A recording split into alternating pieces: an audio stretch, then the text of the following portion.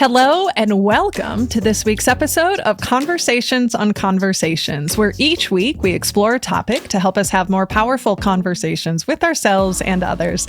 I'm your host, Sarah Noll Wilson, and joining me today is a dear friend, colleague, and partner, Danita High, and we will be exploring the topic of how do we create coaching cultures and why coaching is just so powerful for us to develop in our relationships, not only at work, but even outside of work. So let me give you a little bit of information about Danita so you can fall in love with her as much as I have over the time that we've worked together.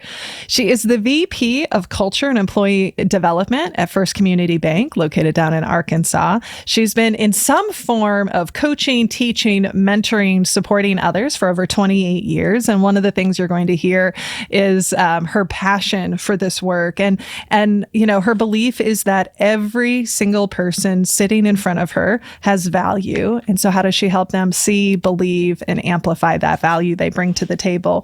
So I'm so excited to welcome to the show Danita High. Hi, Danita. Hi, Sarah. Thank you. What else do you want our audience to know about you? Well, I think really it's for me, it's less about me and really more about others. Honestly, I always tell people the less that they see or need me, so to speak, it just means that they're growing stronger within and they're growing in their purpose and all that they need to give in wherever they are, whatever position they're in. I do enjoy, as you shared, just finding the value in everyone and helping them to see it. I believe everyone is created with a very special purpose, and we just want to help them uncover that and really walk in it and live it. Yeah, no, that's beautiful. Well, I'm excited to talk about this because obviously you and I have lots of conversations in our work together and just our shared passion for this. And we know we have a lot of folks who listen to the show globally, who are in leadership positions, who are in HR positions, who might be thinking, oh, I'm interested in that. And so I'm curious, take us back a bit of your journey to this place, because I think it's remarkable, the investment that your organization has made from the standpoint of really committing to employee culture. There's a lot that your company does that's so outstanding related to that. But talk to us about your journey to coaching and seeing the value of it and the work you're doing today for First Community. Really, my journey started from a personal standpoint. I have always, as you mentioned earlier, for the past 28 years through ministry, through work with women, I've been blessed to be in several leadership positions with women's ministry and different components. And I just really began to work a lot with just different individuals, and I was drawn to, from the leadership standpoint, obviously leaders have such an opportunity to create just this environment that's just so impactful. And so as when I working with First Community, of course, our culture has always been so very special and just something that we wanted to make sure that we didn't lose and never outgrow. And through conversations and just through just the process of growing in this department with culture, my personal coaching that I was doing outside the bank, our chairman and CEO asked about bringing it in-house from a management coaching perspective, and which I'm a believer in. I believe in management training. I think it's very important, but there is just something completely different and special about a coaching culture. And so if you can help leaders really, really kind of look inward and see what qualities that they have, and then help to pull that out and show them not only how to lead, but also how to influence their teams in a very positive way, that's when you begin to transform workplaces and really any environment. And so we brought this in-house just through a conversation that was just, well, let's start a management coaching program. And so we brought it in-house and began to see the benefits immediately through our managers, but also not only our managers, but then began to see it just kind of grow throughout our employee base. And what we realized really quickly is, I think sometimes you don't realize a need until you create something, and then it begins to grow.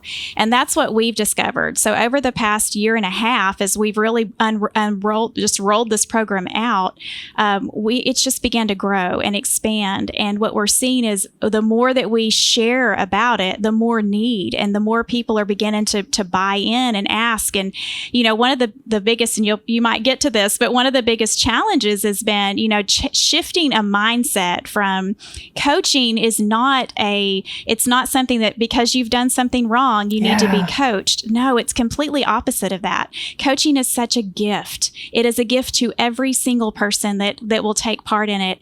And what it does is just brings to light all of your strong qualities and helps you begin to walk in those and grow in those. And, it's not a punishment. I tell people coaching is not something negative. It is the greatest gift that you can offer. And we're blessed that we offer it within our company. I tell our employees they are so very blessed to work for an organization that offers something like this because we do it right here and we're here to help them. And it really brings that, you say you support, right? Mm-hmm. But it brings that support to life in this really powerful way. And then we watch our employees begin to meet their goals and it's just contagious. It's so good. You spoke to this, that shifting the mindset of who is coaching for, because I think in so many other situations historically, a lot of times coaching was reserved for when somebody was on a performance improvement, when they were having challenges, instead of thinking about it as how do we amplify, how do we help people do things differently. I want to go back and dig into something you said, because it's definitely something that I experienced at my last organization as well, when we started to push towards creating a coaching culture, was how different the acceleration of behavior change was when we started to bring in one-on-one coaching compared to maybe traditional classrooms. And not that there's anything wrong with those. Obviously, we're big supporters of those because we facilitate a lot. But there is something that is different. And I'm curious to know, from your perspective, what have you observed from a standpoint of how development looks and feels different when you bring in that one-on-one coaching perspective? Well, it takes practice. It takes it to a completely different level. And it goes, it becomes so just it's a personal level, but it's just, I tell them, every coaching conversation is different. Mm-hmm. We can offer a training manual that gives them all of the same information, and yes, there's a place for that. But with a coaching conversation, I'm able to get to know that person. We're able to really go into, okay, what is it? What am I struggling with? What is the root of those struggles? And then to be able to help them, to set those steps in place to be able to overcome it. It's completely it's transformational, mm-hmm. really. And it's from the smallest changes, it's the little things that began to make such an impact. And the beautiful picture is, as they began to grow, then I often, just even walking through the hall, I'll hear someone where they actually then are coaching one another, and they're big. It's just growing, and it's I call it my ripple. I believe in that. It's that ripple effect of being able to help one person and overcome a challenge, and then they began to grow and help others, and it just begins to spread. And we need that positive ripple effect in our workplaces, in honestly, in any environment. It's one of the things that was really exciting when you were rolling this out, was the overwhelming response that you got. You know, in the beginning, I remember you saying, we'll see if people are interested. And then it was, Sarah, we need to bring on more coaches because my schedule is so full. And I think that speaks to, particularly from a leadership perspective, leadership can feel really lonely. Yes. Even though you have peers who may be going through stuff, I think that organizations generally, we don't do a good enough job bringing together that leadership team as a support system for each other. So it can feel very isolating. And sometimes also I think that there are times when Maybe you don't want to talk to your boss because you don't want it to reflect negatively on you, or maybe you're not ready to talk to your HR business partner because you're not ready to escalate something, right? Or take action on. You just want to process it and sit with it. And that's such a value that I see when companies invest in coaching, is what's a safe place for these leaders who are expected to be sort of all-knowing, perfect on some level, even though we know we aren't because we're humans, but there's this expectation. So I'm curious, when you think about where you were hoping this would start and where it is now, what has surprised you the most? Well, in the very beginning, I mean, it was brand new and we didn't know, as I shared with you. I stood and presented the program at our strategic planning meeting in October of last year. And it was a program that just, we didn't know for sure what the response would be. And immediately I came back to my computer that next Monday and started sending out personal invitations to, some of our leadership, and I had 100% participation. Wow. 100%, which was so huge. But also the approach we took with it, I think, is very important.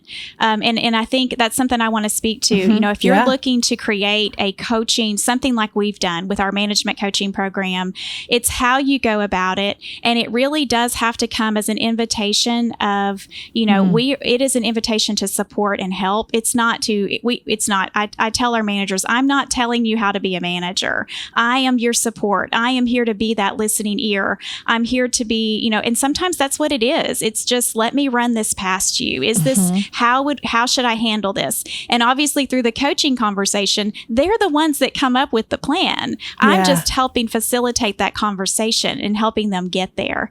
And so I think how you approach it, we number one, did not make it mandatory. Yeah. I was very passionate about, I did not want it to be mandatory. I didn't want someone to be forced to do it. So we were very open with, this is an invitation to you. This is something we're offering. It is not mandatory. It is a gift. And I use that word a lot. It is a gift to you. And so our managers bought in with it, and they, with open arms, it was received. And my coaching calendar filled up really quickly. And so we started off with a base of, just our core group of managers. What I did not see, so this will go into here, what I did not see was how it was going to grow so much into the employees. And so I started having employees reaching out, and they were saying, I'm really not in a leadership position, but could I possibly get a session? Could I possibly visit with you? And of course, my response to that with everyone is, you are absolutely a leader. You might not have the title, but you are leading someone every single day. Just your demeanor, your smile, your attitude, how you respond to your coworkers. You have the opportunity to lead. And I think something you shared with me is sometimes we lead from behind. And so, we are all leaders. And so that I didn't really envision when we did a management coaching program that it was going to become a First Community Bank coaching program that was going to grow and really our employees began to take part in it. And I mean, we work on goals. We work on some small goals. We work on some really big goals. But to see those results and to watch those employees grow, that's where the development comes in. And that's what we began to see. And so it's just really beginning to, to open up doors, through the coaching. Then now we're seeing, okay, what training programs do we need? Yeah. The coaching is bringing those things to light, which is such a beautiful thing for any company, because we're not just creating programs now. We're creating programs based on what our employees are saying they need through the coaching conversations. It goes hand in hand. I love that there was the willingness and openness to do that, because so often organizations, maybe they work with an external or they have an internal coach, and it's just for people who are managing others, right? Who are in that formal position of power and authority. And, so many companies are struggling with, how do we keep people engaged? How do we retain our talent? How do we develop them? And this is such a meaningful way. And we saw this firsthand at ARAG at my last company too, because we didn't just offer it to team or to managers. We offered it to anyone. And suddenly you had somebody who was a customer care rep going, I've never had this kind of development opportunity before. And it reinforced the impact, right, of the company of say we invest in you, we say we value you, so this is what we're going to do. And then that point that you bring up is so valid and it's also a way to understand what are the challenges, whether it's programs, maybe it's policies we need to look at, maybe there's things holistically as a company we need to assess because we keep hearing this over and over. And how do we do that?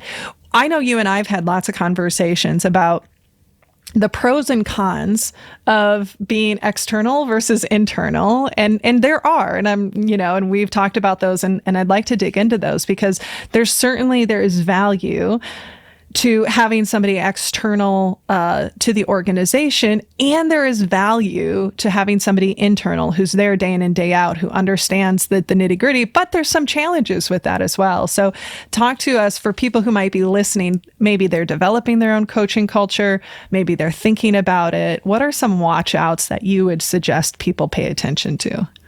I think first and foremost, it's going to depend on how willing you are to accept that there could be some hard conversations come out of those internal coaching conversations. Mm-hmm. I think it's as a company, how are we going to address, when we do see need for improvement? How are we going to receive that feedback? What are we going to do about it when it does come up? Because when you're creating something like a coaching culture and you're having these conversations, people are going to be honest, and that's what we want them to do. And so, I think you need to do a test on number one. Are we willing to really address the things that come up that are challenges and need improvement? So how comfortable are we with that? And then really just kind of seeing what's going to work best for our company. I think there are, like we've said, there's value for both external and internal. I have to speak more from the internal side because that's where I am.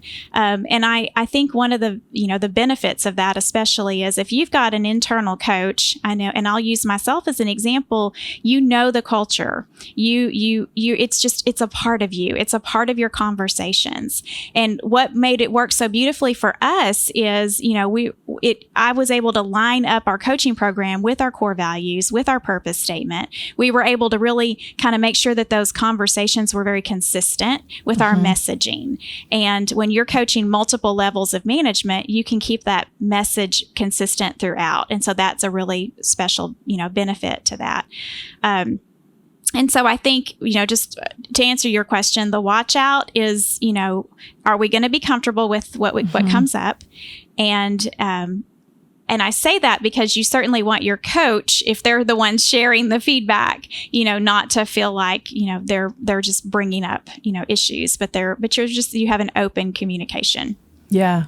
And, and ultimately the goal is how do we help that person have the conversations, right? I know that's something that we navigated is, I think, a couple more that I would add is sometimes it can be easy when we're internal to want to do the work, right, for folks. And also, and I think something that you do a really lovely job of is constantly attending to any potential bias because, right, that is a potential watch out. Maybe I have an opinion about somebody that they have an opinion about, or maybe I have a different experience with somebody and I might unintentionally dismiss their concerns or whatever the case is. And I think that is such a necessary skill to constantly be aware of is how do I make sure, because I have relationships with these people, that I can show up in a way that's really supportive and again, setting aside my assumptions or my experiences so that I can be with this person. That point you brought up though of are we as an organization really ready to address the challenges is so important because I think that and just to clarify for folks, because I can imagine some people might be listening, that the goal is not to have it be a conduit for people to complain. The goal is not to have it be a space, right? But it is a place for them to process things they're struggling with, they're frustrated with, whether it's with themselves, maybe with colleagues, or perhaps with the organization. But it's about them processing it, them coming up with action steps. Some of the times, right? Because other times it's just, I want to be a better leader, and here's how do I get there? But you cannot if you're going to ask for feedback, or if you're going to open up this conversation, you have to be willing to walk alongside those people to say, okay, so how do we do it differently or better? What advice, Danita, what advice, as you're in this journey, what advice would you have for somebody who's listening, who might be thinking, and you already shared a really great tip of, if you're approaching it, make it as an invitation. Don't mandate it. But what other tips, when you think about you starting, what do you wish you would have done differently? Or what were you really grateful that you did that you feel like set up this program for the level of success it's had so far? Well, definitely the setup. My background, I come from a background of, I was executive assistant. I've played a supporting role throughout my career, and then also through ministry. So I've always kind of played that role of just being that support. And I think, so for me personally, I had to develop some courage and bravery when it came to, kind of stepping into this. And so that was my word, courage. But also just really helping people understand that their best interest is at your heart. It's about them. It's about their success. It's about them, really being able to lead with confidence. And just to if you can help them to see that you're just there to help them shine. I almost called the program Shine, because really that's my ultimate goal. I want those leaders to really, be able to shine in their roles. I want those employees to be able to shine in every single day, to be able to really have that confidence. And so I think it's just important, just to make sure that that you're coming with them on the journey. It's about being, it's you're with them and you're helping them, and then as they begin to grow, it's so good. I always do a snapshot too. I don't know if, I always, talk to them about that. We start off, so I'll tell them, our first session, I'll say, okay, take a snapshot of this moment. This is your before, if you want to talk about before and after. So we take a snapshot, where they are, how they are feeling. We just kind of go through that, where they are in this day. And then I tell them, you go back to your computer, your calendar, whatever, go out 6 months, put a reminder, so that we can take another snapshot. And I do that so that it's measurable, so that we have that moment where we stop and we pause, because that's what happens with coaching. Sometimes you don't realize what you're going through, but you have to stop and be intentional about those snapshot moments. So for me, it's every 6 months. There's a few that I'll do every 3, but we do usually every 6 months, and we take a snapshot, and then we say, okay, who are you today? What have you accomplished? And it is about their goals. It is about what they've accomplished with their goals. But for me, it's so much more than that. It's not just that they've accomplished their goals. It's, who are you as a person today? Who are you? Are you better? Do you feel better? Are you more confident? Whatever it is that we've been working on. And so we take an intentional moment, and we do. So I love it when they come back to me.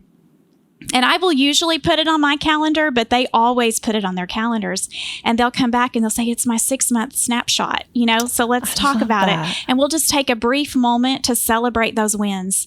And I tell them, you have to celebrate it. You have to feel like you've accomplished something. A coaching conversation can go on and on and on if you're in it, and you have to really stop and think, what have I accomplished? Where am I today? And those are the best moments. Those are the moments where you're making an impact and a difference. And it can be the smallest things.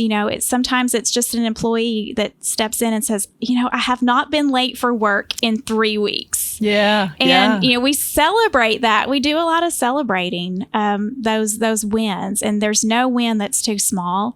Every single one is a building block, and it's helping them to be a better person. It's the greatest gift any company can give. I believe it with all of my heart. And then, to see how the company is stronger because your people are stronger. And it's a wonderful investment. That exercise is such a powerful one and such a tangible one that I have no doubt people listening to this will be like, oh, I could start doing that now. That's something you can do with yourself. That's something you can do with your team members that you support. That's something you can do with, whoever that you may be in conversation with, because especially when we're talking about changing behaviors, that's a lifelong journey. It is. And there's usually never a done. No. and pausing. And I know that personally is something I struggle with, right? Especially if you're moving towards something that's going to take a while, or you're not quite there yet. It can be really easy to lose sight of. But what has shifted for me, and where am I now, and who am I now? And I love that. I love that. And also just the 6-month snapshot. Like, there's something really catchy about that title. Yeah. That's such a gift. And now I want to be like, what other tools are you using that we can learn from? But yeah, no, that's so fantastic. Well, and let's talk about, I have seen firsthand, I believe, the power of coaching just from a standpoint of helping people think about how they can approach conversations differently. So often we can be like in the workplace, manager, somebody brings them a problem and they have the solution, right? And it's that kind of dynamic. And the thing that I see when you think about creating a coaching culture, and there's lots of ways you can do that, right? Having internal coaches, partnering with external coaches, training your managers on coaching. Also, I'm a big proponent of train everyone on coaching. Yes. Because it is just a powerful conversation, like a way of thinking differently about problems, a way of listening differently.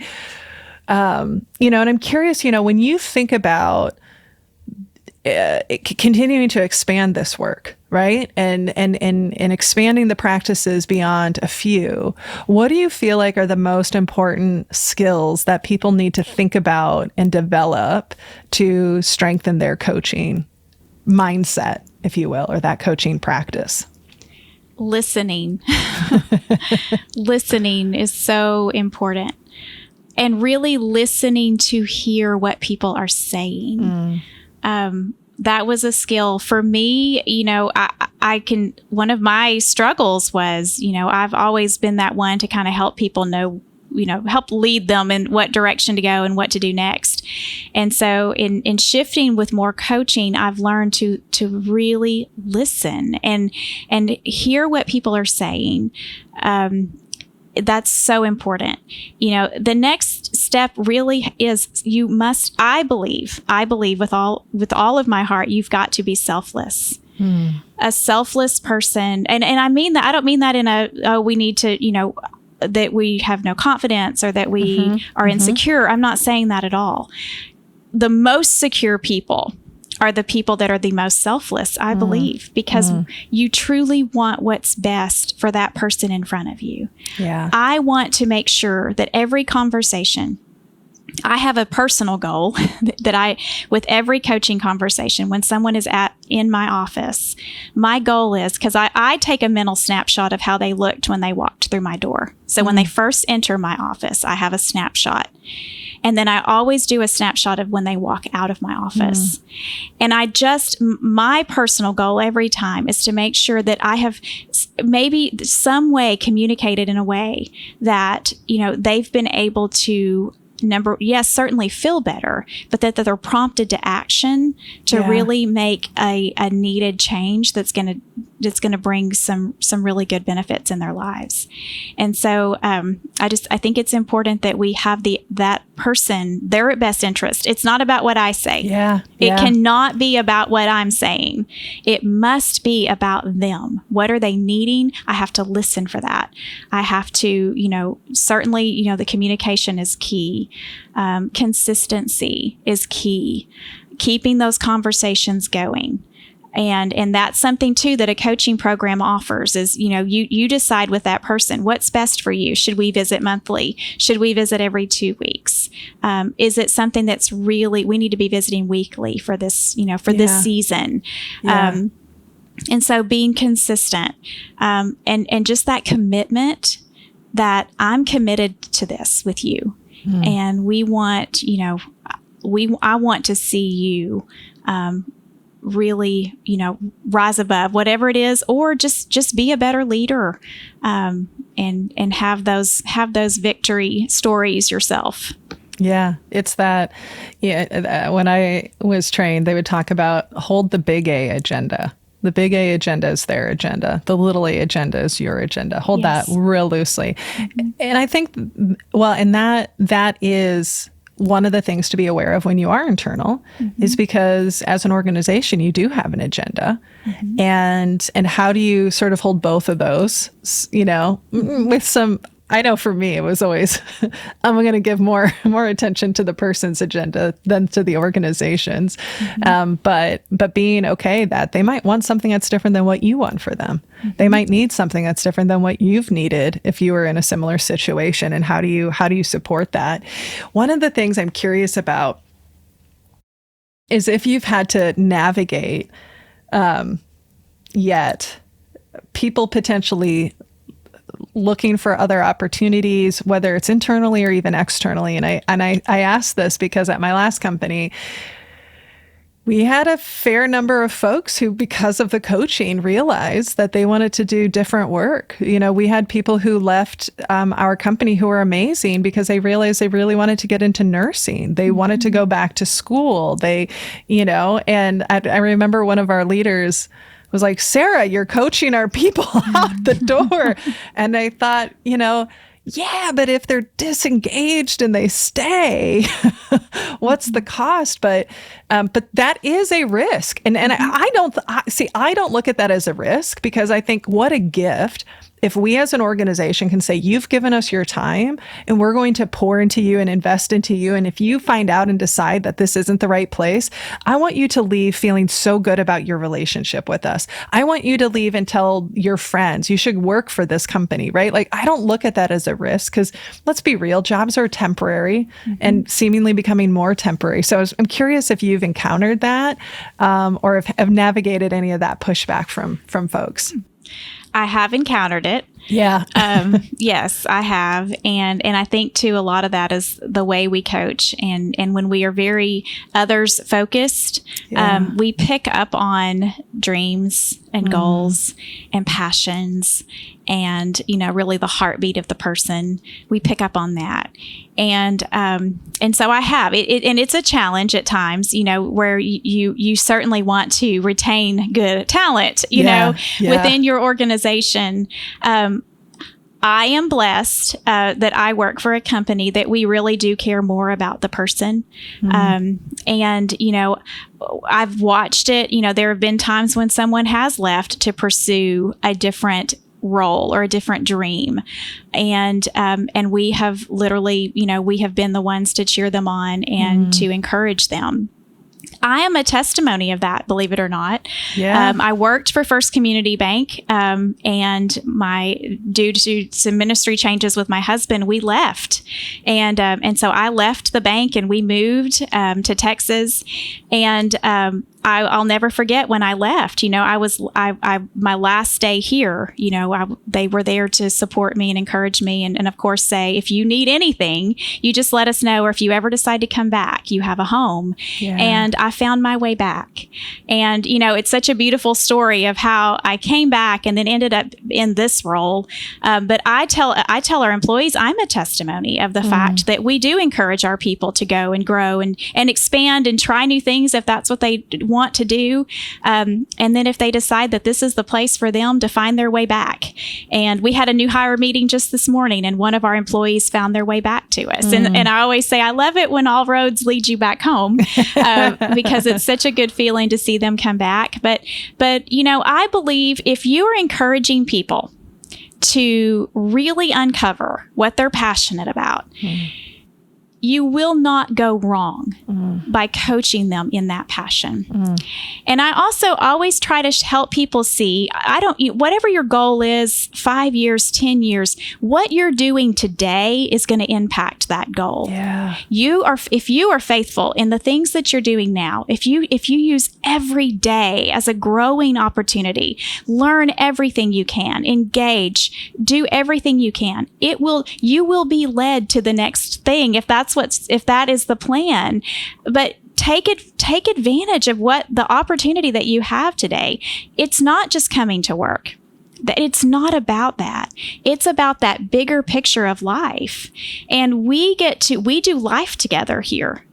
And it's such a beautiful thing to be able to do that and, watch people really discover. I just had a conversation this morning with someone who's really going toward a really big goal. And we talked about, kind of looking at that and seeing, what they need to do to develop. And, but also I always say, but you're here today. So what can you learn today? How can you grow? How can you be better? And it's just beautiful. And in the walls of every workplace, there are so many opportunities. And so I think it just depends on the person. But some people, you can really get those passions and engage them with what they're doing right here. Mm-hmm. And with others, if they decide to go and explore something else, we're going to cheer them on. And if they decide that they want to come back, we're going to welcome them back. But that's a healthy workplace. Yeah. Yeah. It's such a transformative investment in saying we see you as people, not just as workers. Yes. We're not just doing this so that we can increase your productivity. We're doing this because we believe in you as a person. And I see where companies who are able to have more moments where they're truly people first just perform better, progress better when they're able to see their people for the individual skills they bring, for their unique backgrounds that they bring, for their different perspectives they bring. When they invest in that whole person and make space for that whole person, they inevitably outperform. Mm-hmm. And it is such a beautiful investment in the human to say, hey, we see you as who you are, not just who you are in this role. We can support that and want to support that. And, and also the thing that I've found as well is that coaching can be really powerful, like making sure that we're, what do I want to say? Like an equal opportunity, like making sure it's available to everyone, mm-hmm. right? Making sure it's available to all levels, making sure it's not just available to one group and not the other, mm-hmm. Can be such a powerful way, again, to show this complete investment of the people who are giving them your time. I think sometimes organizations, we think, well, we're paying you and you should just give us your time. Like that person is giving us, they're literally their most precious commodity. Mm-hmm. which is their time, mm-hmm. And how do we match that and how do we meet that? As you think about where you're at, let's look at the snapshot of where you are now with the program, with the experiences, with what you've been able to accomplish so far. When you look at what's the snapshot, Danita, you want it to be 2 years from now? When you think about where your visions for the movement that you're making and the progress that this program is, an approach, I should say, is making. What do you want to be celebrating in 2 years? I would love to see, because I see the need and I've been able to experience, just the need, but also the value of this. I would love to train some more coaches and have coaches. I'd love to have a coach in every region. Yeah. We are very big. I mean, we're a company that's, we're over 570 employees at this point. We're across the state of Arkansas, Southwest Missouri. We have a lot of regions. And so I think that there could be a day where we have, someone in every region that's a certified coach that's able to really, help in that area. And really just to continue to educate our employees on the benefits of it and to help them to understand the gift of what it is. And that's slowly, really beginning to grow, but just to continue that. And then utilizing it through, a lot of avenues of training. And, but again, I said a couple of just a few months ago, if the day comes that I'm not needed anymore because everyone else they're coaching one another, I think that's a beautiful goal. Yeah. I don't have a problem coaching myself out of a job, because if everyone is, if they're growing and they are coaching one another, and that's what I'm seeing, then, that might be the avenue that we take as well. And so I think it's just to see, where is it going to go? And to continue to be faithful with every single person that's in front of me, every day, and then see where it goes from there. Yeah, I love it. I love it so much. And I've been able to witness firsthand the impact that this has had on so many groups, so many levels, and just it's been such a pleasure and an honor for me to walk alongside you in this as you've been charting this path forward. Danita, I want to ask you the question we ask every new guest on our show, because this is all about how do we think differently about our conversations and reflect back. So share with us a conversation. This could be personal, professional. This could be a conversation you had with yourself or maybe with someone else that transformed you. For me, there's a verse that says, who knows, maybe you've been called for such a time as this. And so for me personally, it's that this is the time that I have for whatever time I have on this earth. This is what I've been given. And I want to make certain that I am making an impact for good, and that I've been planted where I am for such a time as this, and that I'm doing the right things and helping the people that are placed in front of me. And so that's kind of my mission, just to be faithful in where I am. And then every single morning I just wake up and I say, I'm available, whatever is needed today. And I think that's something that, especially if in coaching, it's very important, because you never know what a day is going to hold. And we can have an agenda, but my agenda changes very regularly based on the needs of whoever's in front of me in that moment. And so be available, whatever that looks like for you, just to make sure that you're available to whoever needs you in that moment. And the ripple effect will be good. I love that. I mean, what a great, and I know in our conversations, faith is a really important part of you and your life and your purpose. And I also love that gift of that language can apply no matter your beliefs. That's of just like, today I'm available. I'm here, I'm present. I get kind of goosebumps thinking about that, of just I'm available for whatever crosses my path. And also, what it's inspiring me to think about is, and this will be a conversation for another day, is in doing this work, what do we need to do to make sure we can stay available? What do we need to do to make sure we can stay present? What do we need to do to take care of ourselves? Because like you said, some days are heavy. Yes. Some days are hard. You don't know what's coming across your path. And so I love that prompt of, I'm available today. And if you aren't, what do you need to do then, right? That's such a gift. Thank you for that. Danita, I'm sure there are people who are listening who might want to pick your brain or learn more about the work you're doing or what you're learning. So what would be the best way for people to connect with you who may want to reach out and learn more about this great coaching culture you've been building? Well, certainly I can be reached by email. That's something, and we can include that in, I don't know if we can do that in the show notes. We can include that. I have a personal website that I use, because I do personal coaching outside as well still, and I enjoy that. Please tell us, what's your website? You can promote that here. Yeah, it's just danitahigh.org. And so that's just something, it's not about me. I'm blessed to get to do what I love every day within the walls of our bank, and I'm very thankful for that. And I'm thankful, just for the opportunity to help others, whatever that looks like, whatever they need.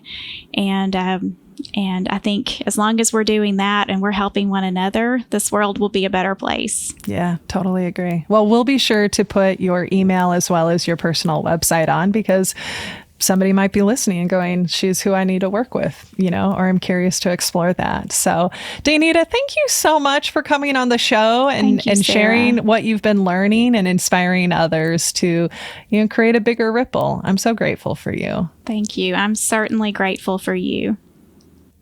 Our guest this week has been Danita High. And one of the things I'm totally stealing from her, but it's not stealing because she offered it up, and I'm going to give her credit, is I love that practice of a snapshot, the before and the after. And we were talking off camera of what does it look like to be like, what's the snapshot you want to take as well? And I think that's such a simple gift we can do for ourselves at not just the beginning of the year, but any time, but we can also do with our team members we support or our family members. So I just love that practice of the snapshot.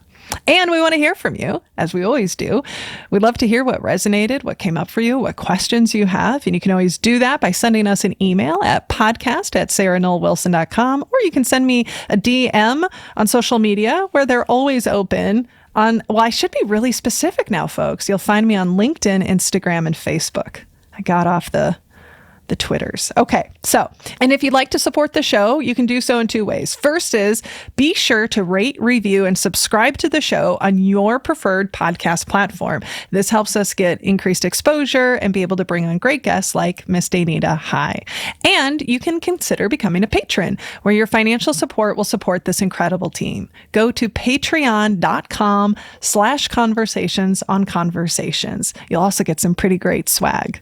I just want to do a final thank you to the team that makes the show possible, to our producer, Nick Wilson, our sound editor, Drew Knoll, our transcriptionist, Becky Reinert, our marketing consultant, Jessica Burge, and the rest of the Snowco crew. And a big final thank you to our guest, Danita High, for sharing with us all the tips and lessons and traps of creating a coaching culture. This has been Conversations on Conversations. Thank you all so much for listening.